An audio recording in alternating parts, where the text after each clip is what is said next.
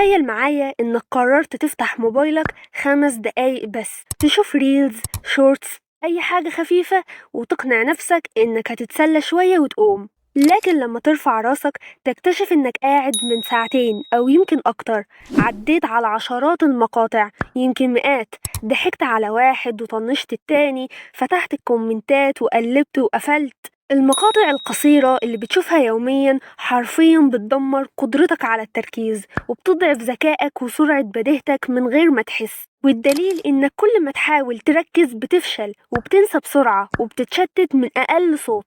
والمشكلة مش في انك ضيعت وقتك عليها بس، المشكلة الحقيقية انك ما حسيتش اصلا انك ضيعت وقت. انت اتفرجت على ريلز كتير، بس لو سألتك ايه اخر ريل شفته مش هتفتكر، لانه ولا فكرة علقت معاك، ولا حاجة اتعلمتها، ولا انجاز حققته. وبعد ما بتقفل موبايلك بتحس انك فاضي تايه مش قادر تركز. ليه؟ لانك وقعت في فخ المقاطع القصيرة. الشركات بتستفيد من إدمانك. المقاطع القصيرة دي مش موجودة صدفة، دي وراها ناس أذكياء جدا، شركات تسويق وعلماء نفس ومبرمجين ومطورين خوارزميات، كلهم شغالين لهدف واحد بس: يخلوك ما تقدرش تبطل تتفرج.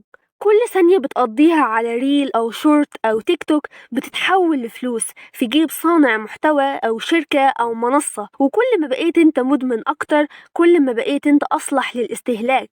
يشوفوا ايه اللي شدك ويكرروا لك زيه كتير، يلاحظوا كام ثانية فضلت ويزودوا عليها. ورائد الأعمال الذكي بيستخدم ده لصالحه، وبيستثمر فلوسه في الإعلانات وفي المشاهدات اللي بتديها لهم من دون وعيك.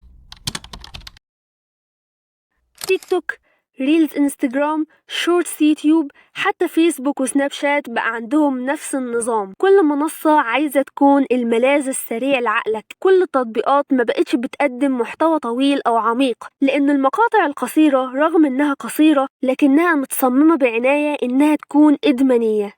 ألوان وموسيقى وحركات وضحك وترندات، وكل مقطع يقولك لسه فيه أكتر، استنى المقطع اللي بعده. هل فكرت قد إيه من يومك بيروح في المقاطع دي؟ الفيديو حوالي 20 ثانية، بعد واحد ورا واحد ورا واحد فجأة تلاقي 5 ساعات من يومك اختفوا. مش إنك ضيعتهم، لكن إنت ما حسيتش بيهم أصلا. ده لأن المقاطع القصيرة بتلعب على خداع الزمن، وبتديك شعور كاذب إنك لسه في بداية المشاهدة وإنه لسه بدري. لكن الوقت بيتسرب من بين إيديك من غير لا إنجاز ولا متعة حقيقية ولا استراحة ذهنية. الريلز بتسرق تركيزك وتخليك تتشتت بسهولة. الدماغ بيشتغل على نمط محدد، وكل مرة تشوف فيها فيديو قصير انت بتعلم دماغك انه ما يتحملش حاجة طويلة وما يركزش. فبقى كل 15 ثانية عقلك عايز تغيير أو صوت جديد أو حركة. والنتيجة لما تيجي تقرأ أو تشتغل تلاقي نفسك بتزهق بسرعة، بتحس بملل مش مفهوم، بتحس إنك مش قادر تكمل لأنك دربت نفسك على السرعة مش على التعمق. وده أخطر حاجة على الذكاء والإبداع والتركيز الحقيقي. طب إزاي بتدمر دماغك؟ خليني أقولك إيه اللي بيحصل في دماغك فعليا. فقدان التركيز. المخ بيتعود على الانتقال السريع من فكرة لفكرة، فما بقاش يقدر يركز على شيء واحد. ضعف الذاكرة. انت مش بتفتكر اي حاجة بتشوفها لانها بتيجي وتروح بسرعة. نقص الذكاء التحليلي، لانك بطلت تقرأ او تتفرج على محتوى طويل، فدماغك مش بيحلل زي الاول. ضعف التخيل والابداع. كل حاجة جاهزة ومفيش مساحة للمخ يتخيل أو يصنع حاجة من الصفر. علميا المقاطع القصيرة بتأثر على الوصلات العصبية في الدماغ، وكل مرة تفرجك على فيديو ممتع بيطلع عندك دوبامين، مادة كيميائية بتديك شعور مؤقت بالسعادة.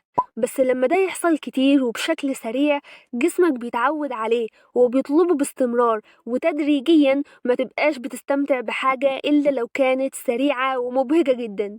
انت مش العميل، انت المنتج. السوشيال ميديا مش بتقدم لك خدمة، دي بتستخدمك في خدمتها. كل تفاعلاتك، كل ضغطة، كل ثانية بتنضاف لقواعد بيانات ضخمة بتتعلم منك، مش علشان تفيدك لكن علشان تستهلكك أكتر. ده حتى اسم تيك توك مش صدفة. هل عمرك فكرت في اسم تيك توك؟ تيك توك ده هو صوت عقارب الساعة، هو تذكير دائم إن الوقت بيعدي، إن كل ثانية مش هتقدر ترجع لها. لكنهم ما بيقولوش كده صراحة، هما بيضحكوا وبيرقصوا وبيكسبوا، وانت بتتفرج وبتستهلك وتعيد وتفكر متأخر جدا، انا ليه ما انجزتش حاجة النهاردة؟ الحل مش انك تقفل كل حاجة فجأة، لكن تبدأ بخطوات بسيطة. 1. تحديد وقت يومي للمقاطع القصيرة، مثلا 15 دقيقة بتايمر. 2. إزالة التطبيقات من الشاشة الرئيسية، خلي الوصول صعب ليها. 3. استخدام بدائل مفيدة زي بودكاست أو كتب صوتية. 4. مشاهدة فيديوهات طويلة فيها محتوى قيم عشان تدرب دماغك على التركيز الطويل. 5. في آخر اليوم حاسب نفسك على وقتك قضيته في إيه النهاردة. 6 والأخيرة، مارس الملل متعمدا، اقعد شوية من غير شاشة، خليك في الملل، هنا المخ بيبدأ يبدع من جديد. لو وصلت لآخر الفيديو وقدرت تكمله كله، ده دليل إنك تقدر ترجع تركيزك وتسيطر على وقتك وتستعيد ذكائك. ولو شايف إن الكلام ده مفيد، ما تنساش تعمل لايك وتشترك في القناة، وما تنسوش تشاركوني رأيكم بالموضوع في التعليقات. أشوفكم في الفيديو الجاي، مع السلامة.